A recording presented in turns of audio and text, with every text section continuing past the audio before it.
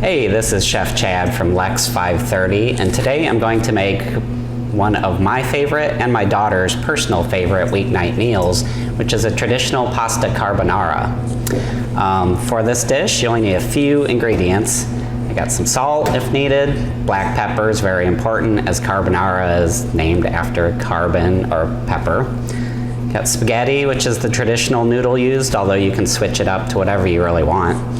Guanciale, which is an Italian uncured pork jowl bacon. You can use pancetta or regular smoked bacon if you like, but the traditional is the guanciale. Now I have a mixture of Romano and Parmesan cheeses and 3 whole eggs and 3 egg yolks. Now the first thing we're going to do before we start anything is take our cheese and our eggs and egg yolks and whisk them all together. And that is going to be the base of our sauce. And it's going to make this really thick mixture. And that is what you want. You can add, like, I don't even measure the ingredients. I just add as much cheese as I like. I like more than is traditionally used. I use more guanciale than is traditionally used because I'm from the Midwest.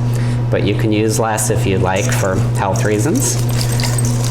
And then we're going to, the next thing will be to saute the guanciale till it's almost crispy and it's rendered a lot of that fat out, because that's going to help emulsify the sauce. And we're going to cook the pasta al dente. All right, so to clarify one mistake I made earlier, the guanciale is a cured bacon, but it is not smoked. That's what I meant to say, not uncured, unsmoked. Okay, so we have our guanciale that I've rendered the fat out of, and we keep that fat because that's amazing flavor, and you're already eating a bunch of cheese and pasta, so what's it matter? And we have our spaghetti that just finished cooking. So what you do, the important step here, is as soon as your spaghetti is done cooking, you throw it back in your hot pot, you add your hot pancetta and oil, give that a little toss, and then we're going to put in all of our egg and cheese mixture. And what should happen here is that the heat from the spaghetti, the residual heat, will cook the eggs without making them scrambled eggs, but it'll turn it into a velvety smooth sauce. So you put those in and you whisk them around.